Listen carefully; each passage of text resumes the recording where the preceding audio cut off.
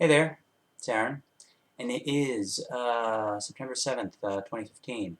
It's 11:25 a.m. I thought I'd make a video.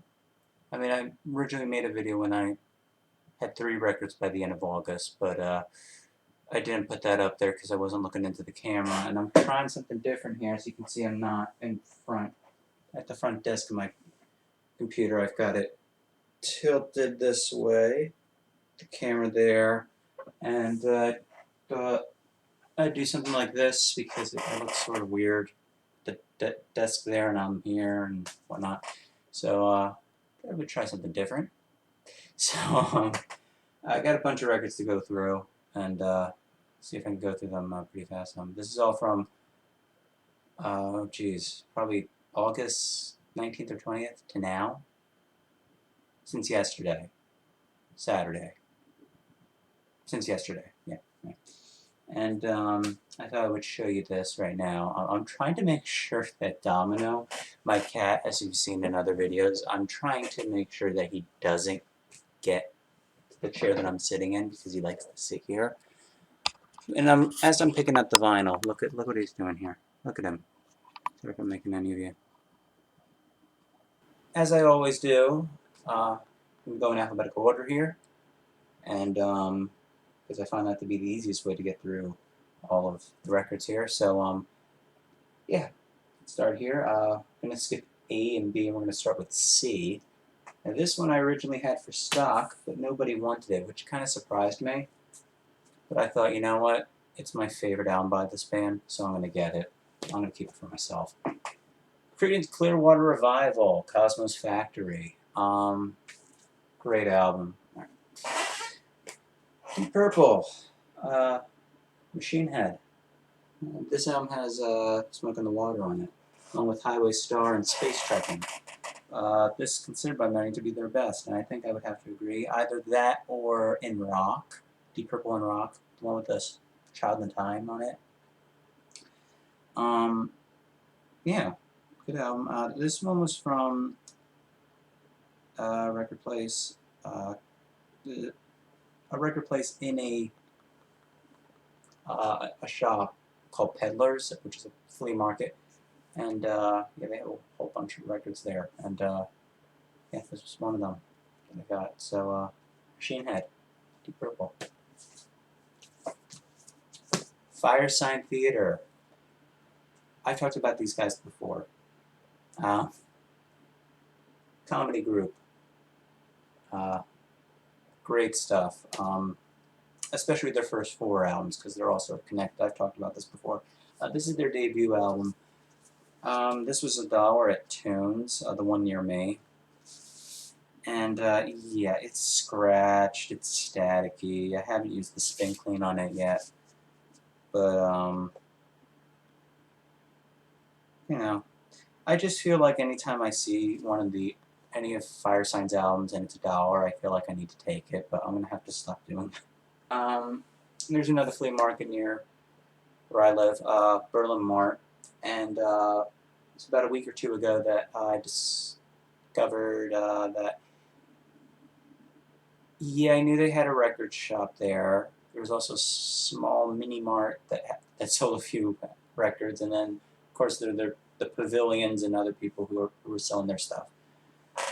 But, you know, that's only during when the weather's good. But right next to the main flea market inside, right next to it is a place called the Mart Trading Post. And they sell some automotive stuff there and whatnot. And it turns out that on the right side of their store is vinyl records. And they're decently priced, better than the record store that's indoors. So the first time I went there, I found 2 albums there, which I'm going to put together here, even though they're not alphabetical. George Harrison, All Things Must Pass. Great copy of this. $12. I looked at the records, very clean. Very clean. I still use the spin clean on them. The only thing here is that, yeah, somebody, which I appreciate, but then when you put the tape on here, I mean, some of the black, whatever it is here, comes off. Yeah, somebody already did that for me, but when I got it, the bottom two were loose, so I just copied the technique they used for the other ones, which was taking a piece of tape and then putting two pieces under it, and that worked. So now I also have a rubber band around it, so just because. But yeah, this is a great album to have on vinyl. I'm really happy to find this because this is not a cheap album. Let's just put it that way. And $12 is a pretty good price for it. So, all right. And the other one I got with it that's related to it, John Lennon, Plastic Ono Band. His first proper solo album, and I say proper because his other albums were what? Were his avant-garde albums with Yoko, the unfinished music one, Two Virgins, Life of the Lions, the Wedding album, and then there was not so experimental album, Live in Toronto, the one with the cloud on it. This is John's album in which he and Yoko underwent something called primal therapy. You can learn about this in the Classic Albums documentary on this album. And they both released, Johnny Yoko, they both released albums called Plastic Ono Band, and they had very similar covers. For John's, he's laying in Yoko's lap. For Yoko's, she's laying in his lap. And I have Yoko's on CD, but I'm not going to be pulling it out. And it is, checking my list of my favorite albums of all time, this is the highest ranked Beatles solo album. So yeah, it's my favorite. It's because it's raw and with going into primal therapy, you know, that John went back to his childhood and songs like Mother, Working Class Hero, God, and yeah, it's a great, great album. I'm not sure if I showed this in another video. If I did, I'm sorry. But I have a feeling that I didn't, so I'm going to okay, I'll show it again. Humble Pie, Rock On. This is their fourth studio album. My favorite of their studio albums, along with Smokin'. Yeah, this is a decent copy of it. I put the record in the back. I used the spin clean on it, and it sounds slightly better. So, yeah, $4 copy of it. And the Rock On was, the Humble Pie was bought from where I got Deep Purple from. Next up, this was bought at a yard sale, just at somebody's house, and had a bunch of records there. And this one I could not turn down, the Muppet Movie soundtrack. I love the Muppets, love them, love them. Whether it be just the Muppet Show or Sesame Street, yes, even Sesame Street, because while it's not tailored for people my age, at 23, I mean, you have some childhood memories of watching the show. If you were one from 1969 when the show started and up, you can have some fond memories of watching the show. And also, the Muppets are one of the first, comedic influence that any kid could get into. So on that level, I can appreciate Sesame Street still, and I can still appreciate the Muppets. Now, of the 8 theatrical Muppet movies, the first one is my favorite, and I got it on vinyl. This is seriously warped, but for some reason, the belt-driven turntable here can play it. So, yeah, I cleaned it. Very good, very nice sounding vinyl, pretty high quality. Most of the songs here were written by, I know Paul Williams was one, and then the other guy's name was Kenny Asher. I think I'm saying his name right. Great movie. And great soundtrack. This has a Rainbow Connection, of course. Yeah, just great soundtrack. Alright. Lou Reed, Berlin. This is Lou Reed's third album and his follow-up to Transformer. Owned this on CD for a couple years. Very depressing album. It's a concept album about, in case you don't know, it's a concept album about two junkies named Jim and Caroline, and but it takes a while to get into because it, like I said, very very sad album, very very sad, but the music is very, it's really beautiful, and I like some of the arrangements here. Bob Ezrin produces it. All right, this one was bought from where I got the George Harrison and John Lennon from, and I was really surprised to find this one. The Sensational Alex Harvey Band, The Impossible Dream. Two reasons why this stuck out. One, I never see Alex Harvey in any store. And two, the cover's different from what I've seen online. Yeah, $4 copy of this. Immediately got it because I actually kind of wanted this. This was on my wish list of albums I wanted. I didn't expect to find it on vinyl, but yeah, this is a great album. And as you are unaware, Alex Harvey, great musician. His brother was Les Harvey from Stone the Crows. That was his younger brother, and of course, unfortunately for Les Harvey, died. Very unusual, very tragic way. He died while he was electrocuted on stage. And the band went on with Jimmy McCulloch from Paul McCartney, later of Paul McCartney and Wings, and then they felt that it wasn't the same, although they did like Jimmy. The Tubes. I have two albums here. I'll show them separately here. Okay. This is their 5th studio album, The Completion Backward Principle.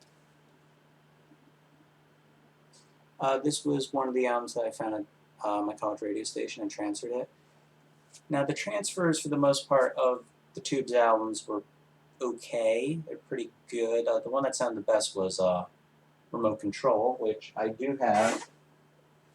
It's right over here, actually. I'm thinking about retransferring it. I don't know. But this one, I decided to retransfer it. And it's a good album. This is the one that has Talk to You Later on it, which was really their first big hit when they finally hit the mainstream. Really good album here. And, yeah, happy to have it. And this costs $2. Alright, and then the next one I have here, one I never heard before, the one that followed up the one I just showed you. Outside Inside. And it's a very cool sort of record here because, yeah. And this is the actual vinyl label here. Like an eye chart. So, it's very cool. This album's good. The first side's much stronger than the second side. The second side gets a little weird. And with the Tubes, they're a bit silly in some of their songs, which is good, but this is just The second side gets a little too weird. I don't know. It's just the songs aren't as good as on the first side. I mean, there's a couple weak songs on here, but overall, it's a pretty good album. This is the one that has She's a Beauty, which was another big hit for them. I just heard this last night, and I think it's a pretty good album. Mostly the first side. The second side has a couple clunkers on there, but overall I think it's a pretty good album. So, yeah, the Tubes. Outside, Inside. I never know whether to say outside, inside, or inside, outside. Alright, there was one record I forgot to pull out here. And this one was got... There's one record that I forgot to take out here. This was a great find. I got this up in Mulga Hill from some very nice people. They were selling vinyl records there for, LP albums for 50 cents a piece. Good deal. So I found some stock there, and then I found this. A nice pair, Pink Floyd. For those of you unaware, this was a compilation released at the end of 1973, the same year that Dark Side of the Moon came out. And because Pink Floyd were so popular, there was a demand for more Pink Floyd, I guess. I mean, it's only logical to think that. So they decided to reissue the first 2 albums in one set, you know, Piper at the Gates of Dawn and Source of All Secrets, hence the title, A Perfect Pair. Yeah. However, I am slightly disappointed by one thing. The first song on Piper at the Gates of Dawn is, of course, Astronomy Damine. And when I put the needle on the record, it sounded different. And there's a reason why. It's the live version from Omagama, not the studio version. And you can tell that it is. I mean, I didn't even notice it on the label. I was just really happy to find this, just thinking, mine. So, I mean, I still took it, and then once I heard that it was the live version, I quickly went on the internet and I found out that the US version of A Perfect Pair, for some strange reason, they decided to use the live version from Omagama.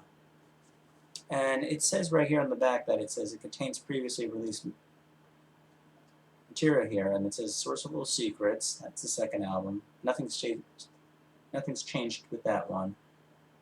Plus selections from Pink Floyd. They self-titled their debut album here in the States at first.